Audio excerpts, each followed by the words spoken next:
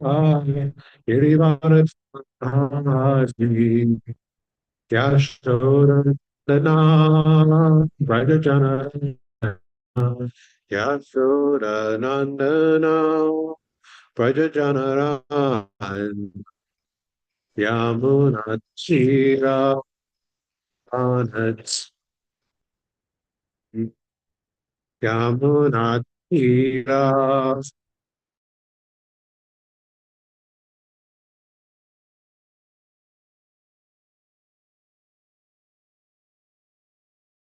Ahadi Jayarada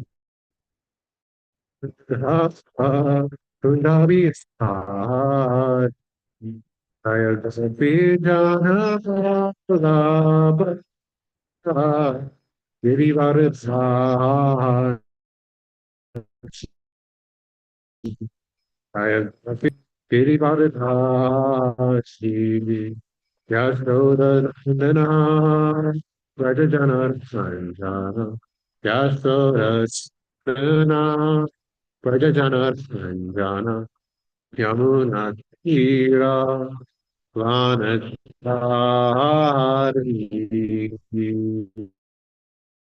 Yamuna Tira Vanachari Jayadhara Adha Punjabi Sadi Jayadhara Adha Punjabi Sadi Jayadhara Adha Girivaradhara Jayadhara Adha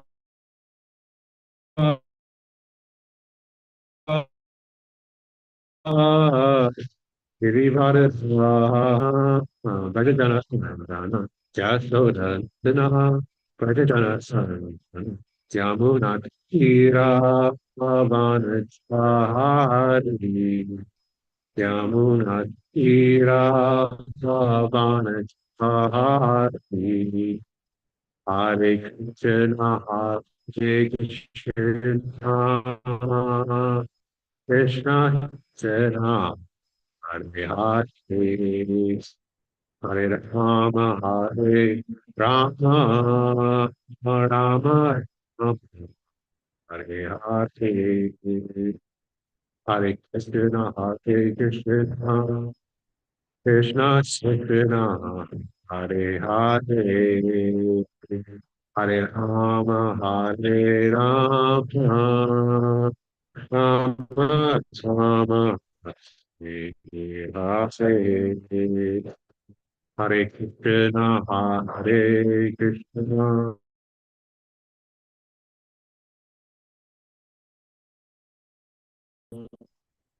Krishna Krishna, Hare Rama, Rama Rama, Hare Hare, Hare Krishna, Hare Krishna, Krishna Krishna, Hare Hare, Hare Rama, Hare Rama, Rama Rama, Hare Hare, Krishna, Hare Krishna, Krishna Krishna, Hare Hare, Hare Rama, Hare Rama, Rama Rama, Hare Hare, Hare Krishna, Hare Krishna, Krishna Krishna, Hare Hare, Hare Rama, Hare Rama, Rama Rama, Hare Hare, Hare Krishna, Hare Krishna, Krishna Krishna, Hare Hare, Hare Rama, Hare Rama, Rama Rama, Hare Hare, Hare Krishna, Hare Krishna, Krishna Krishna, Hare Hare, Hare Rama, Hare Rama, Rama Rama, Hare Hare, Hare Krishna, Hare Krishna, Krishna Krishna, Hare Hare, Hare Rama, Hare Rama, Rama Rama, Hare Hare, Hare Krishna, Hare Krishna, Krishna Krishna, Hare Hare, Hare Rama, Hare Rama, Rama Rama, Hare Hare. Jai Om Vishnu Padamahamsa Parijakacharya Ashodashata Srimad, His Divine Grace, A.C. Bhakti Vedanta Swami Maharaj Prabhupada Ki Jai. ISKCON Founder Acharya Srila Prabhupada Ki Jai. Jai Om Vishnu Padamahamsa Parijakacharya Ashodashata Srimad Bhakti Siddhanta Saraswati Goswami Maharaj Prabhupada Ki Jai. Santaraj Srimad Bhagavatam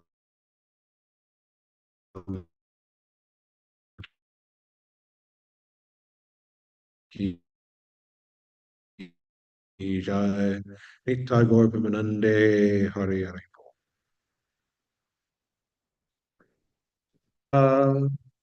Om Namo Bhagavate Vasudevaya. Om Namo Bhagavate Vasudevaya.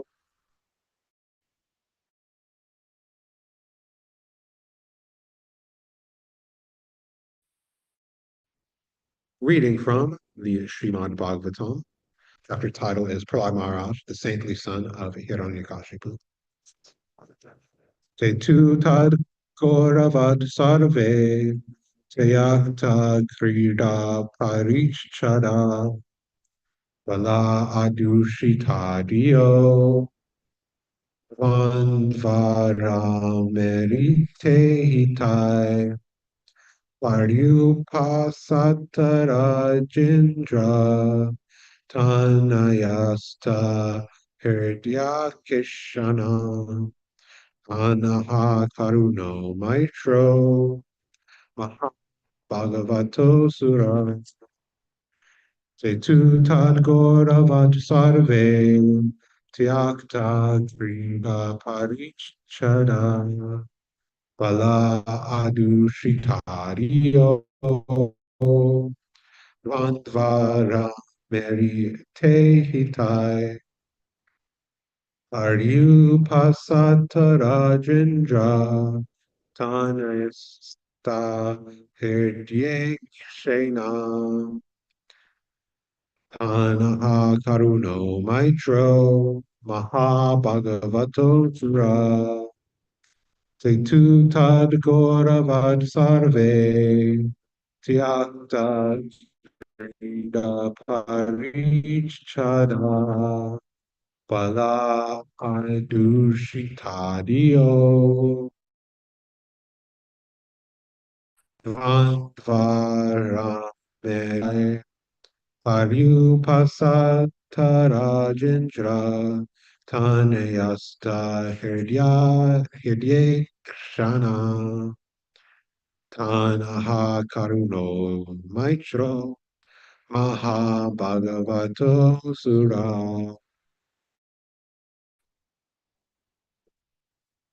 Word for word, te, they, to, indeed, tat, gauravat, from great respect for the words of Lord Maharaj, due to his devotee. Sar Tyakta, having given up, Krida Parich Chada, poised for playing, Vala, the boys, Adushita Diya, whose intelligence was polluted as that of their fathers. Dvandva, in duality, Arama, of those taking pleasure, the instructors, namely Shanda and Amarka. Irita, by the instructions. Ihitai, and actions. Aryu Pasata, sat down around. Rajendriya, O King Yudhisthira. Tat,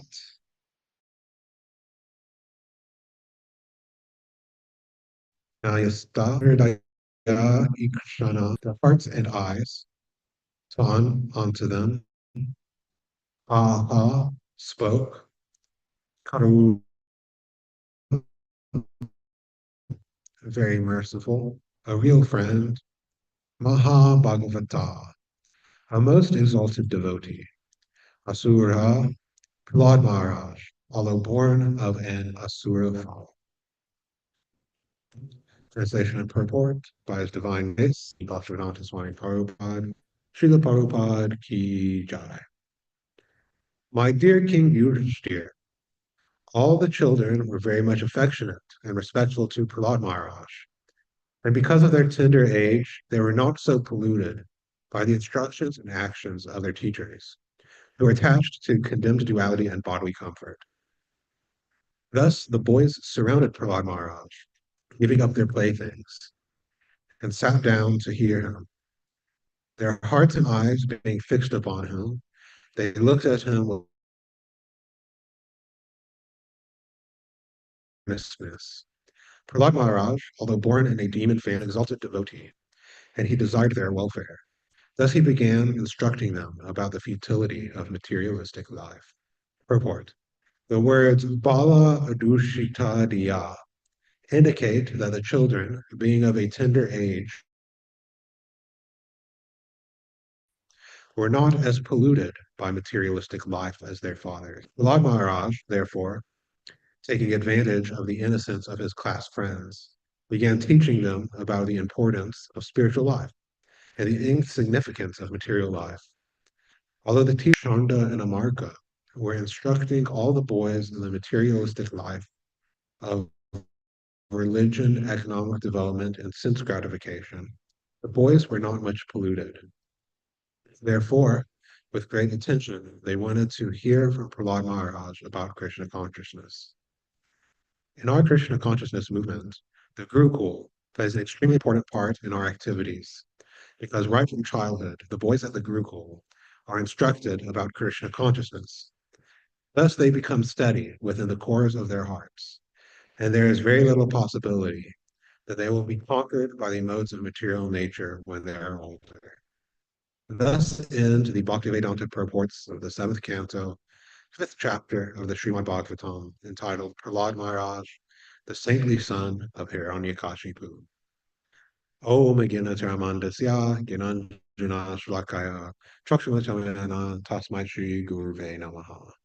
Jai Shri Krishna Chaitanya Prabhu Nityananda Shri Advaita Gadadhara Srivasari Gaur Bhaktivinoda Hare Krishna Krishna Krishna Hare Hare Hare Rama Rama Rama Hare Hare.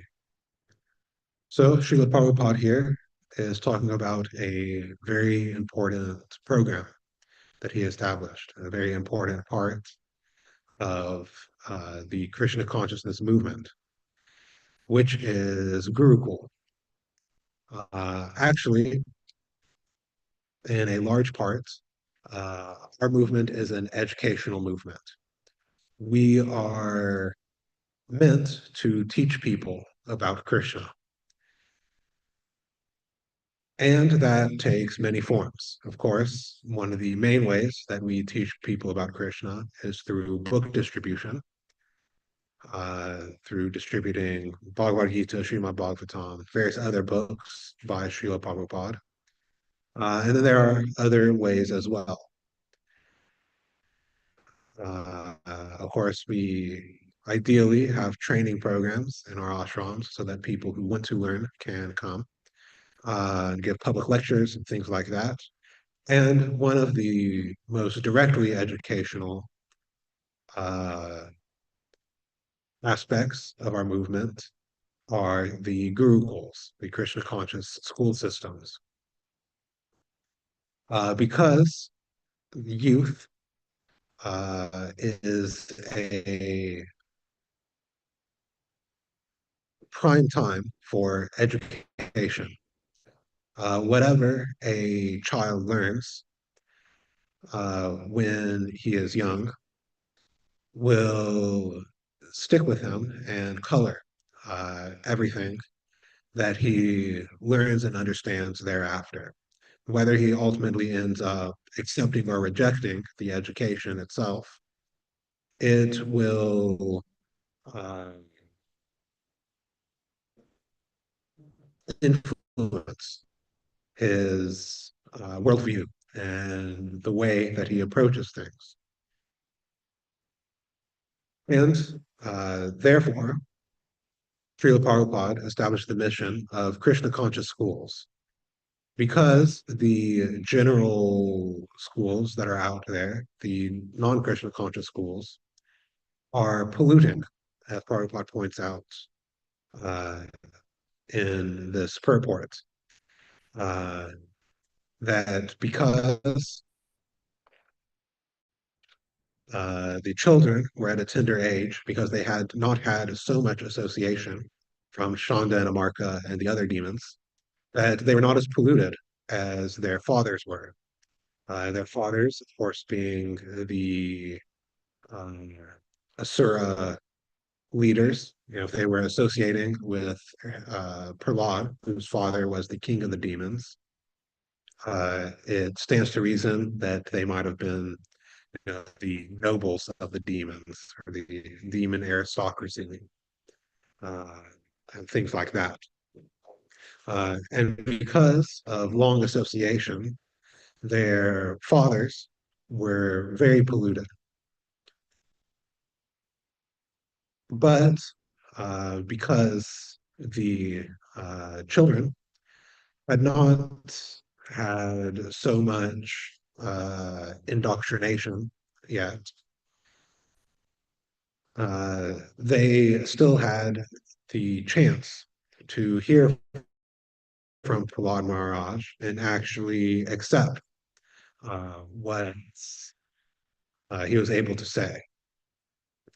Had they gone through 12 years of the school of Shanda and Amarka, that might not have been the case. Of course, it wouldn't have been impossible. There is no material situation that makes the spreading of Krishna consciousness impossible. But there are certainly more favorable and less favorable situations. And the point is that actually no education is value free or neutral. You know, it is said or it is claimed that the current secular education, such as that given in the public schools, is neutral. That you know, we don't take any sides whatsoever, uh, and you know, for that reason, we'll accept everybody and you know give them an education. But this doesn't work out in practice.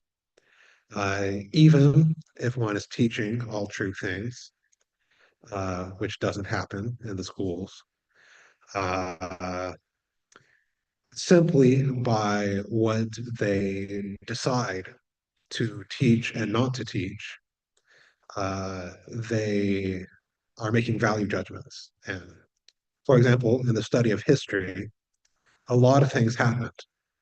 You know, if one is taking a world history, of course, the world history taught in schools means Western history, uh, or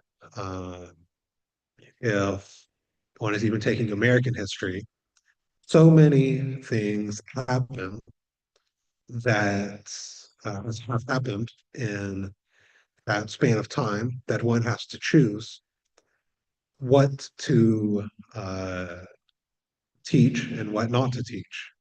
Similarly, in the sciences and literature, in the arts, all of it, even by the selection of what is in the curriculum, a certain worldview is being propagated. And that worldview in the Karmi schools is not the worldview of Krishna consciousness. And that is true even if what is being taught is true, as in actually factual, which is not the case. Actually, so much of what is taught in the schools are hoaxes. They have uh, been disproven uh, or are biased, but still it's taught as fact. Uh,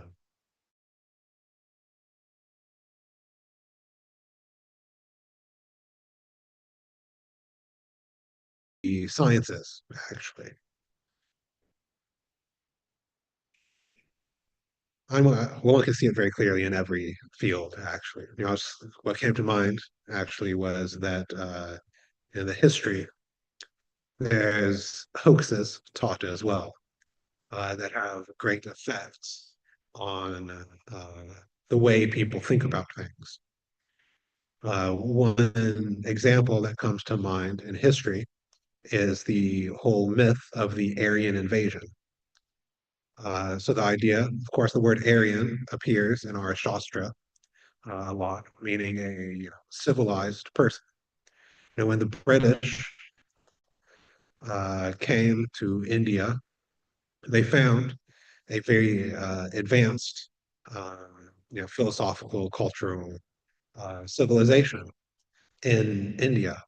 So they said, uh, well, if this culture is advanced, it had to have come from Europe, because they weren't able to consider that advanced cultures happened anywhere other than those lands that were ruled by white people.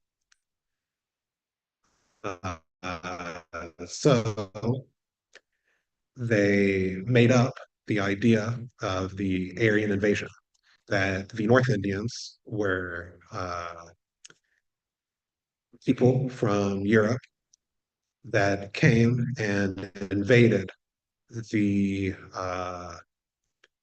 Indian subcontinent, and that the South Indians were the original inhabitants, and that the Europeans, the so-called Aryans, brought the uh, Vedic civilization with them. So it was not indigenous to India. This history has been thoroughly debunked. There's extreme amounts of evidence against it. Even just in the history of India, this north-south divide was never really there. Madhvacharya, Ramanujacharya were both South Indian, but traveled all over Bharat uh, to spread Krishna consciousness. Shankaracharya even was South Indian, but even in North India, he's accepted. Uh, so even in the history classes, they teach hoaxes.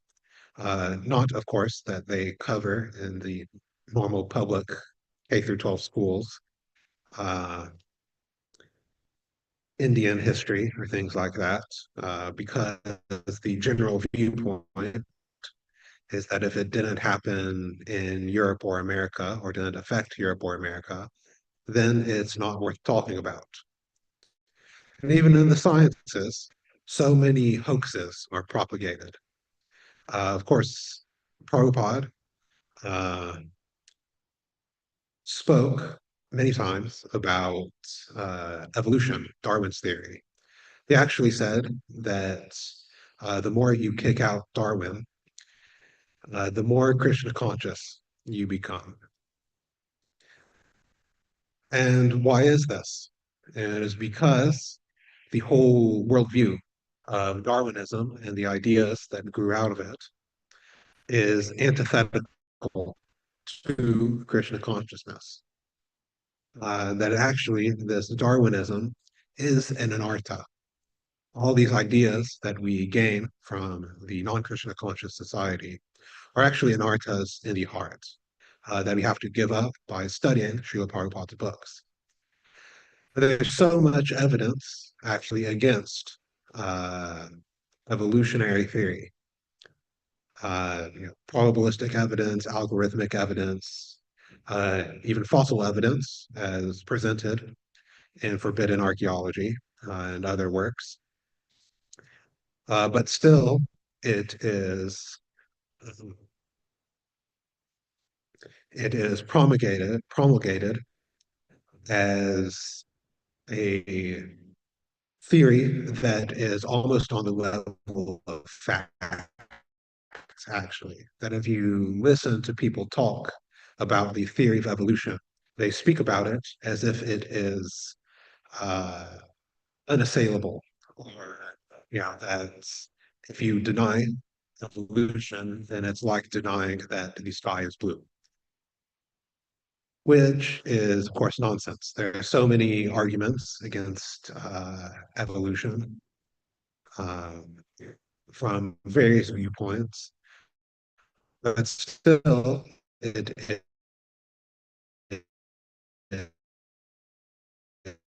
is promulgated. Another one, good fairy tales, one can just open an introductory biology textbook. Another one is abiogenesis, the idea that life comes from matter, which uh, has no scientific evidence, actually. The closest that they've come is being able to produce some amino acids.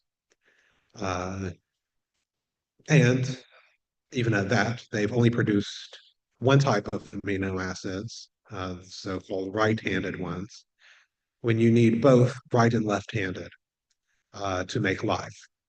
So they are maybe, 1/10 of a percent to making life, but it's confidently declared that uh, millions of years ago, a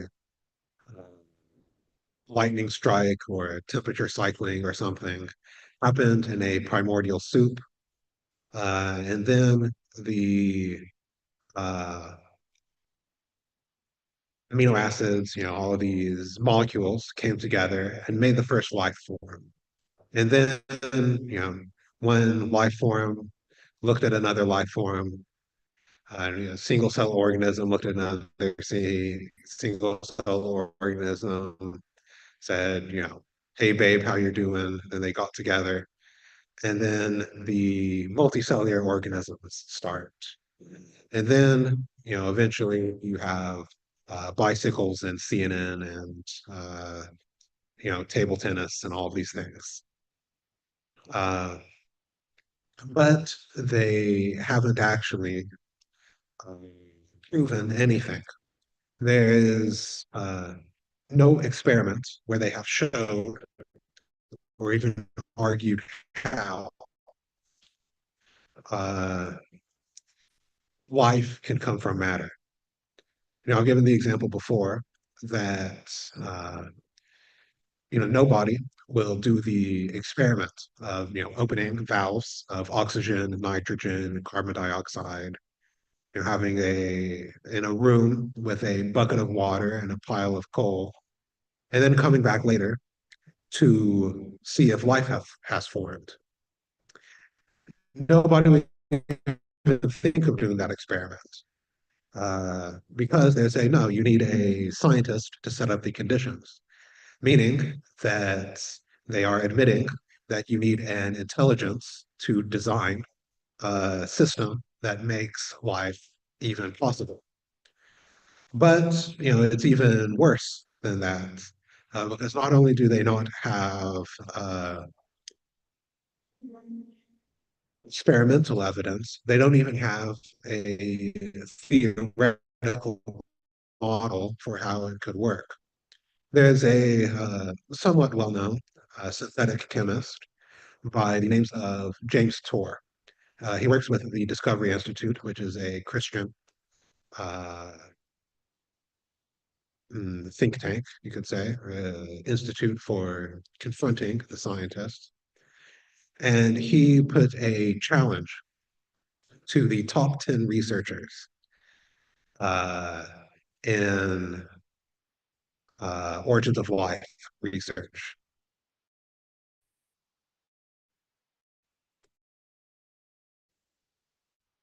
who were all very critical researchers, top scientists at various universities.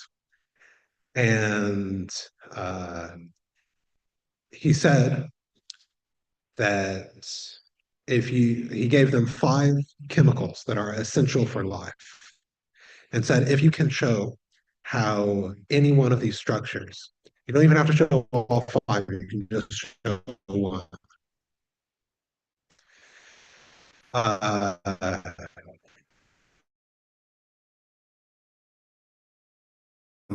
every YouTube video that I have ever posted, my entire, preaching, my entire presence will be gone overnight if you can uh, show how this might have possibly happened. And even more so, he said that I choose three of you. So he chose three of his enemies, basically, three of these researchers to be the judges. So basically letting them judge their own work.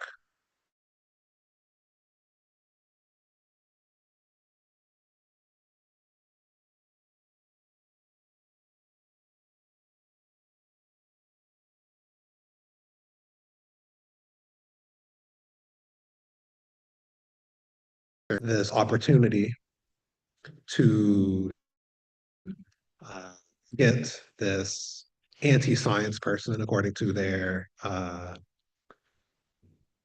viewpoint, to none of them took the opportunity to get him to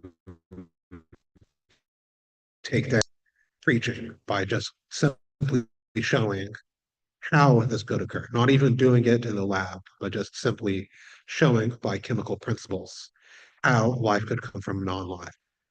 And it's because they're bluffing.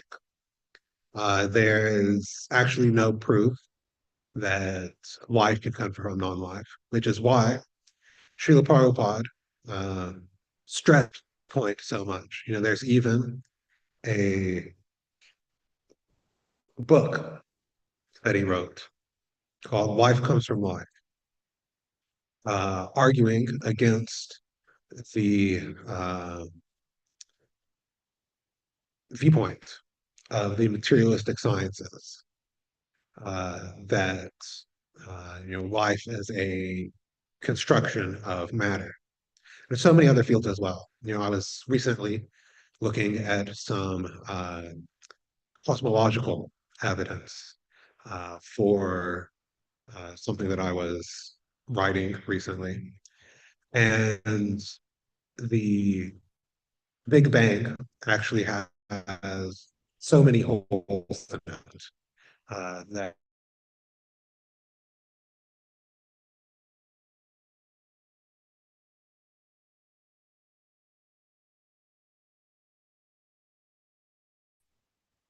inhomogeneities, basically clumps of matter that shouldn't be there if the Big Bang occurred.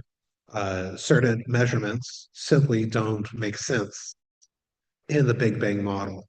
For example, there's the certain ratio has to do with the amount of matter in the universe that astronomers and cosmologists call omega. But when they measure all of the matter in the universe, uh, omega comes to, depending on how you do it, between zero point 0.1 and zero point 0.2.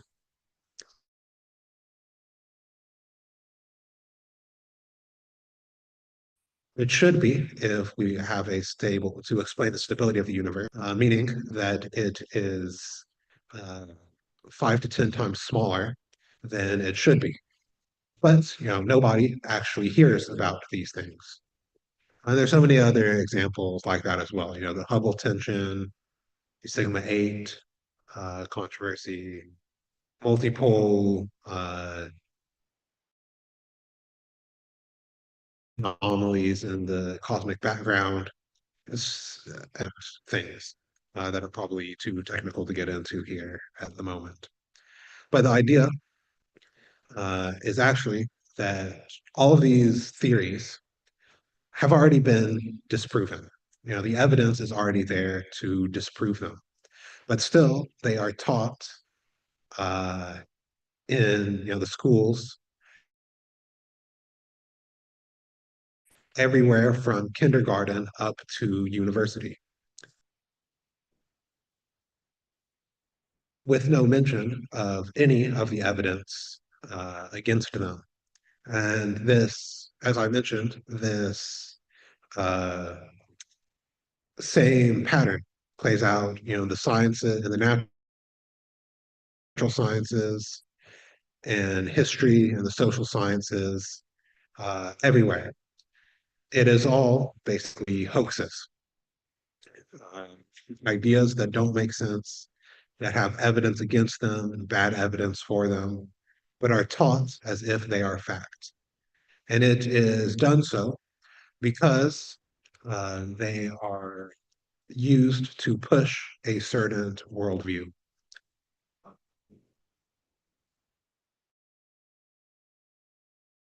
Been some of the things that I've been writing, I've been using institutional science with the idea that there's the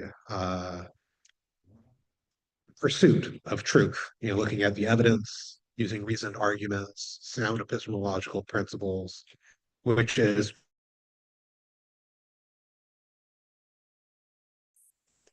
but then there's also the way that science or what passes for it is actually done, that has various economic, sociological, and ideological uh, baggage that comes with it.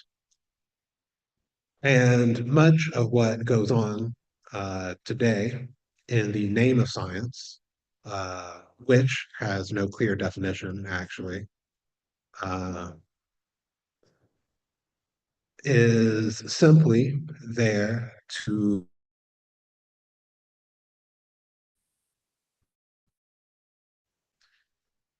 mm, is at the core of uh,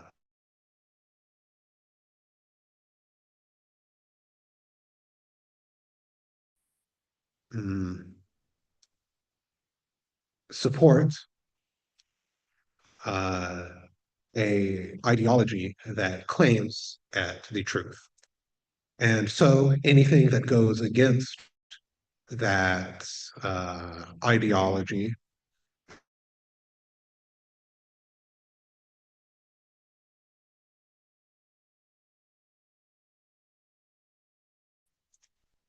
and there's such good evidence for it. Ian Stevenson, Jim Tucker, and other researchers now have over 2,500 cases of uh, reincarnation type.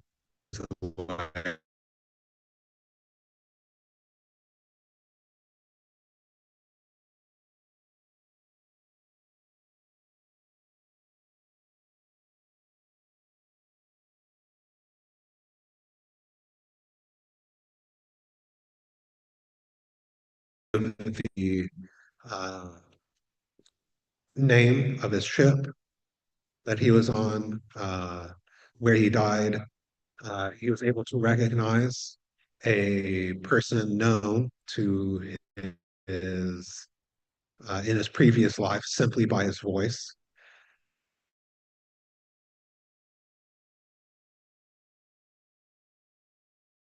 He accepted by the mainstream scientists because what the goal of the mainstream scientists are as well as the science journalists and K through 12 teachers and all these sorts of people, is ideology as anything that contradicts them uh, is not allowed to be considered actually within the scientific, so-called scientific paradigm. You can speculate all that you want as long as you stay within these three pillars. But the minute that you step outside, then you're anti-science. The three pillars are naturalism, the idea that only physical things exist, uh,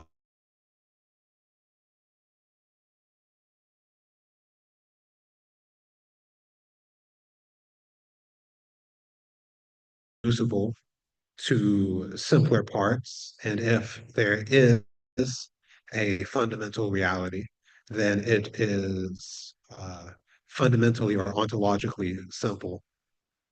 And impersonalism, the idea that any sort of consciousness or personality comes from impersonal uh, things, comes from an impersonal cause. If anything contradicts any one of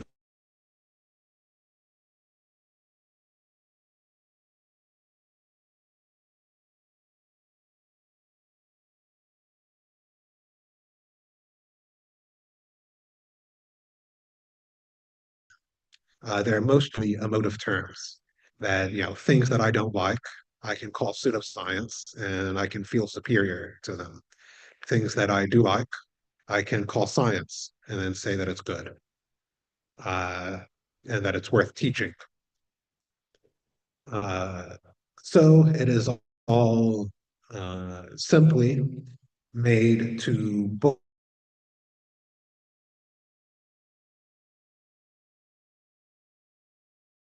to the ostracization, actually, of scientists who go against this paradigm. And it is this paradigm exactly that is taught in the schools from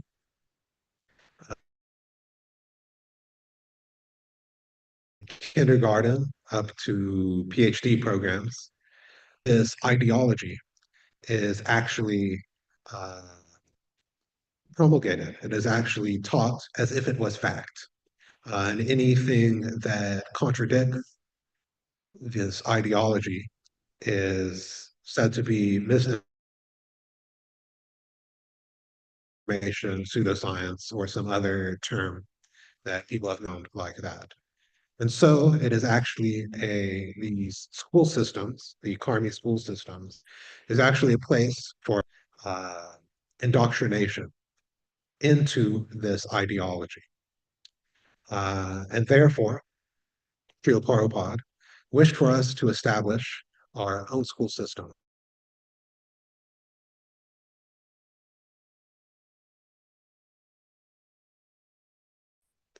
This Gurukul system has the changing because it trains people from their very youth in consciousness. And thus, instead of people uh, becoming unintelligent by beingly accepting the materialistic viewpoint, they will become intelligent by learning this Krishna conscious philosophy from childhood itself, uh, with the idea that by the time they are adults, they will be able to thus spread the Krishna consciousness movement all over the world and eventually take over society with Krishna conscious leaders in every sphere, the governments, law, politics, etc. Uh, in order to actually have a beneficial society for the uh, human race and all other species of life also. It's actually the only way to satisfy uh, the living entities on this planet and on every planet simultaneously is by establishing the Krishna consciousness movement. So I will end here. Uh, there's more that I could say, but I wanted to leave time for questions, comments, etc. Contentions, additions.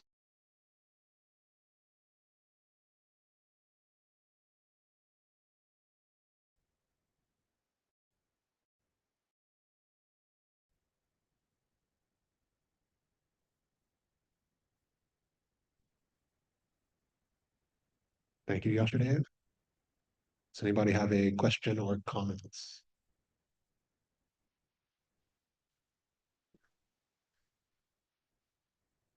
So, I would like to comment that it is a real treat to get to hear your classes periodically. Um, to hear from a devotee with a background in serious background in science is it's not that common. It's becoming more common, but from the early days of Krishna consciousness, it was always a great treat to get a chance to hear from Sadaputa Prabhu or um others. And we are blessed at Gita Nagari that we get to hear from you frequently. And sometimes your classes are particularly stimulating and eye-opening. You have a unique perspective, and it's wonderful to hear. Don't really have any particular question, but and not much to add. But I'm just just trying to digest what you said and just appreciating. I think I actually do have one question. There were some interruptions to your discussion because of the internet, and you were speaking about three elements, none of which can be contradicted, or they will not be allowed. And I couldn't hear clearly what what those were. yes. You're cutting in and out, but I think I got the question, which is to repeat the three foundational ideas or tenets of this, the protected by institutional science. The idea that there are only physical things, uh, reductionism, the idea that uh, complex things can always be broken down to simpler parts, and that if there's a fundamental reality, then it is extremely simple. And impersonalism, which we all know what impersonalism is. Okay, thank you.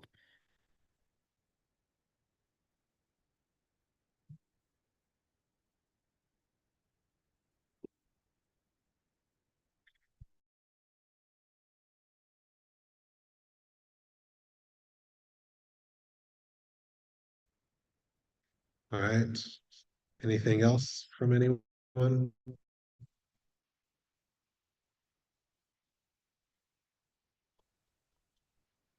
Hare Krishna, Prabhu. Fireball. Thank you so much, Prabhu, for an educational class. I really appreciate your realizations. So my question relates to dealing with the devastation that your entire education was based on a lie. How did you deal with the fear or towards your livelihood? Obviously, you're a brahmachari, but how do prospective practitioners deal with that fear that their means of livelihood for their entire life there is based on a lie and just the fear that you have to start from scratch? You were coming in and out, but I think I got the question. Yeah, so it can be very jarring, actually, to realize how much cheating is going on in the name of education.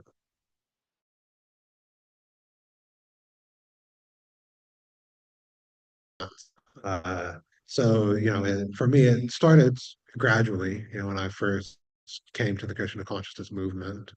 And then when I finally decided to dig into one claim, I was like, okay, Prabhupada said so many things that are contradictory to the modern scientific worldview.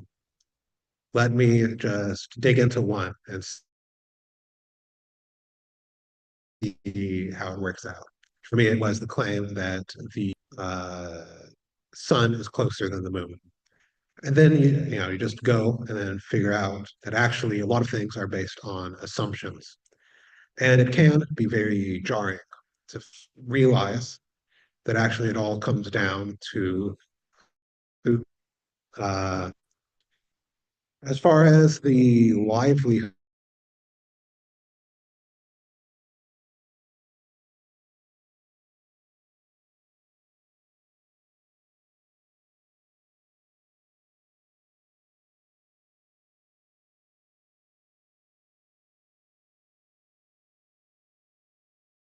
the uh,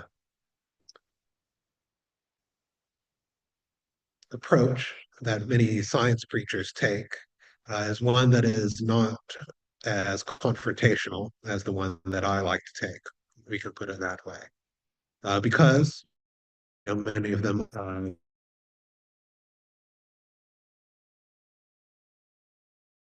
agree with us depend on not being ostracized by the scientific community. And it's a real issue, actually. I know many uh, scientific devotees or devotee scientists who try to do some preaching that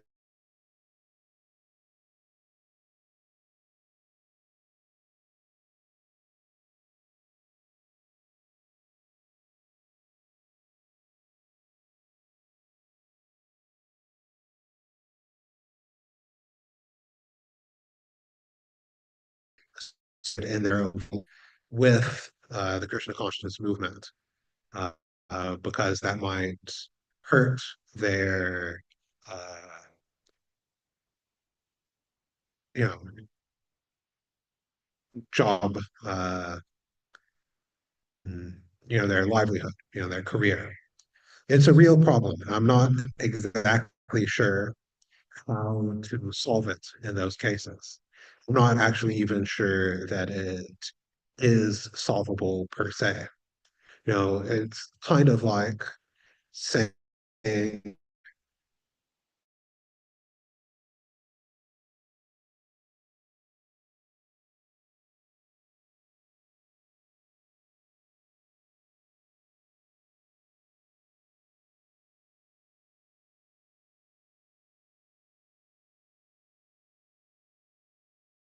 there. So yeah, it's a difficult situation for those devotees. Uh, I do not envy their position in having to uh, work uh, for a livelihood in the belly of the beast, so to speak. I'm in a uh, more favorable regard in that I don't have a livelihood to worry about. So yeah, it can be difficult both on a practical side and also from a kind of, I guess you could say, emotional side. Because and I felt this as well.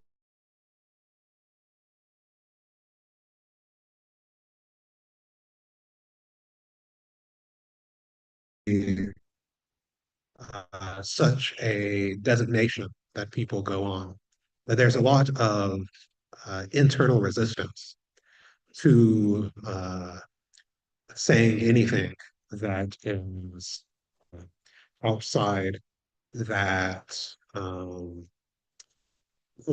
view, uh, outside that boundary. And basically, the way that you got to deal with it is chanting and reading. Everybody comes in with their own. anarthas, their own social anarthas. Whether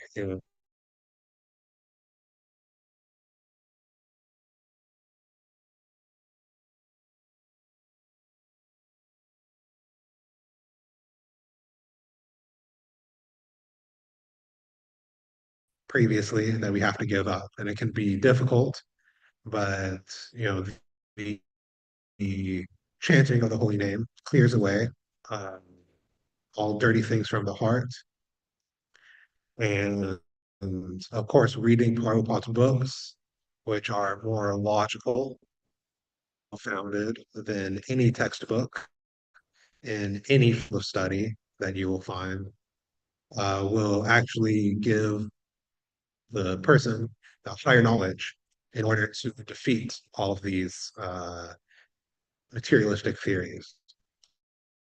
I just look at Srila Prabhupada himself. He met with so many scientists, and it's not like he was a PhD or anything like that. And one could say he had some background, worked as a pharmacist, but still, that's not, research science. But still, we never find in any of the conversations with scientists that he was defeated. So actually, just by reading Prabhupada's books, even a devotee with no scientific background can defeat the science. And that's really what I view as kind of my job as science preacher, um, is that just repeating what Prabhupada said, just in a more scientific, jargony way. So I felt like I got a bit rambling there at the end, but hopefully that somewhat answers the question.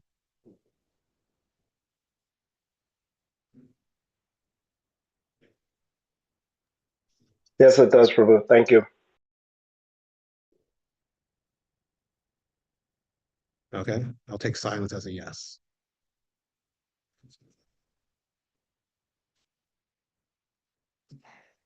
All Oh, I right. said yes. We have. Thank you, Prabhu. Oh, all right. Oh, thanks. Hare Krishna. We've got, I don't know, a minute and a half. Huddle. It's I've been saying that it's gradually coming to light that there's all kinds of corruption in government, in U.S. government. We used to pride ourselves on being relatively corruption-free, but now we're seeing that things are actually horribly corrupted, just from top to bottom. It's a mess. Seems like money is involved in the process of corruption. That when you have a country like the United States, very affluent, tremendous tax revenue, the sums of money are astronomical, and it just it creates all kinds of incentive for corrupt behavior. The government, in turn, offers all kinds of funding to various institutions, from educational institutions to, let's look at educational institutions and science. What part do you think government funding may play in the corruption of science? Oh, definitely. Yeah, so on government and non-government funding play in the corruption of science a lot. So yeah, I'll move to the Tulsi room because I have more to say about this. Uh yeah, so the funding uh power is one of the main ways.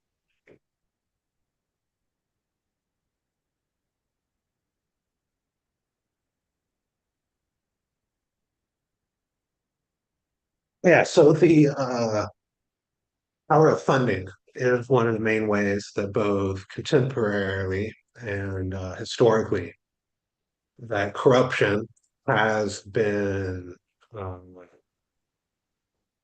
mm, introduced into the scientific world. So yeah, funding committees, having worked in the sciences, uh, people go in to the sciences usually with at least somewhat good reasons. Wanting to uh, discover about the world or figure out the nature of reality and things like that. But once they get into the sciences, they figure out that, well, you need money to live. And especially if one is doing experiments or even computational science, one needs a lot of funding.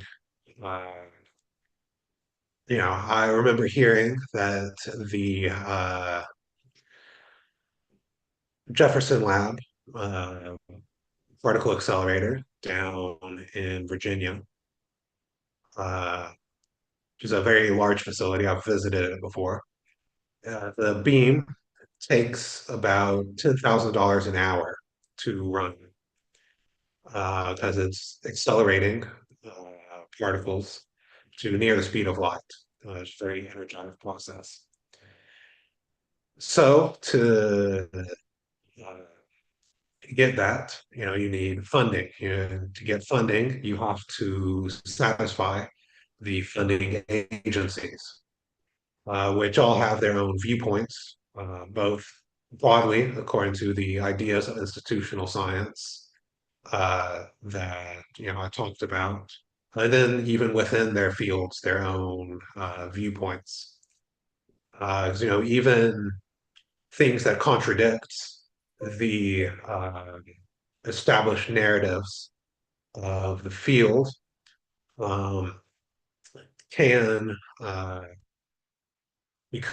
can actually cause people to lose their jobs. Things that aren't tied to religion or spirituality, but even things that go from one type of materialistic science to another type can cause people to lose their livelihoods. It's a very bad situation. The example that comes to mind is Daniel Shechtman, I think is how you pronounce his name, who's a chemist uh, working on solid state sorts of things. And he figured out, he discovered a type of material that are now called quasi-crystals. And nobody in his research group believed him. He was actually fired for this discovery. Uh, he said his boss, before firing him, came and brought a textbook on X-ray crystallography and said, "I recommend you reread this, uh, because what you're describing can't exist." When Linus Pauling, who uh, who's a giant in the field of chemistry, as famous or as big a status as Einstein has in physics, Pauling has in chemistry. When he was asked about Schuchmann's work on quasi-crystals, he said, there are no quasi-crystals, only quasi-scientists. Uh, and later, a couple of decades later, Schuchmann won the Nobel Prize for his work on quasi-crystals. Uh, but in the meantime, he had to lose his job, be unable to get indie funding, have his work and his character ridiculed. There's so many other examples of this, and this was recent, like 2011 or something like that. Same thing happened with Prions of Prusner, and even going further back, there's many examples of where the economic funding questions influenced the findings. Probably the best known example is TIRC, TIRC, which is the Tobacco Institute Research Committee, which was a group of supposedly impartial scientists and researchers in a frank statement by the tobacco companies. They said they will pick a scientist of impeccable character to run it, to investigate the uh, claims of unknown veracity about whether there's a link between smoking cigarettes and lung cancer. Of course, every scientist on the committee was paid through back channels by the tobacco industry. So, of course, they never came out with any research that uh, said that tobacco caused cancer. They came out with all sorts of other research that said all of these other things caused cancer. For example, you still hear people say that, oh, which was propaganda made by the tobacco companies in order to deflect themselves away from cigarettes and to put the blame back on the cigarette smokers. So many other things like that. So yeah, it's very corrupting. Another example is, of course, the fight over TEL or tetraethyl lead in gasoline, where Patterson, who was the main person saying that TEL was harmful for people and that it was a big issue in the environment, he suddenly was unable to publish, or when he did publish, there was immediately refutation, same issue, before it had been publicly released, uh, meaning that some other researcher had been given the draft copy of his work before it was disseminated. When there was committees, he was specifically excluded from them, even being the foremost expert on the topic. Uh, and all because of the gasoline industry, who depended on TEL for to protect their engines. Just as of gasoline was not because uh,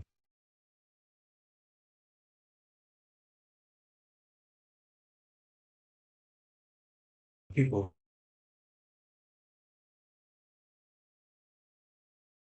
realized how bad it was. Uh, Catalytic conversion note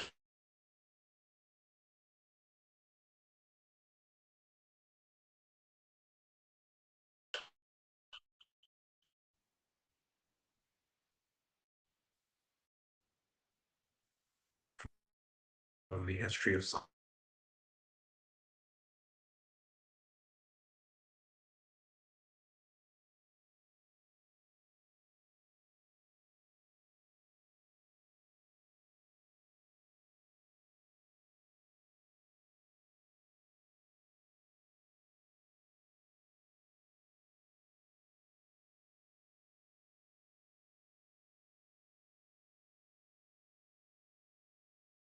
minute. But yeah, I was just saying that it's, there are so many examples. Um, uh, Science being corrupted by the introduction of financial and economic factors into the process. So I don't know if you had any more comments about that, or anybody else has comments. I have nothing more to add, but the problem is bigger than government funding. It's also special interests. Yeah, definitely. I think Nagari Krishna has something. Yeah. Sorry. No, I was just reacting to your detailed description and examples. Just thanking you. Yeah, thanks. Yeah, I've been my Guru Maharaj has been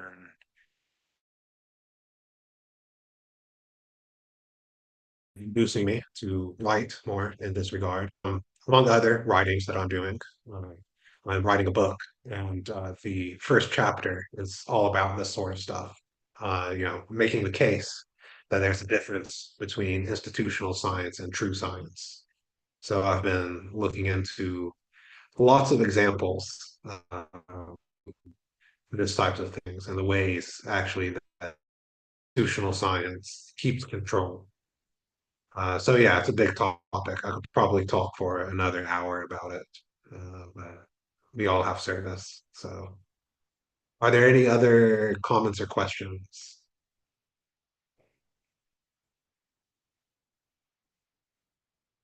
Oh, no sound now. I think you can hear me. The internet has been going on and off, but I'm hearing you. okay.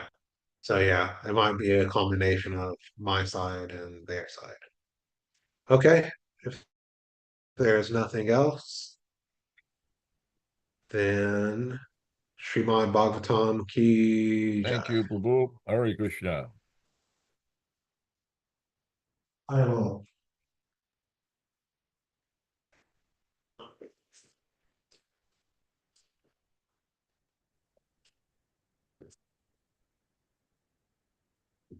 Oh, do you have your hand raised, Nagari? No, it's just my phone is just acting badly when it's on the charger. So when I press Oh, okay. buttons, just things go off. So thank you, Prabhu.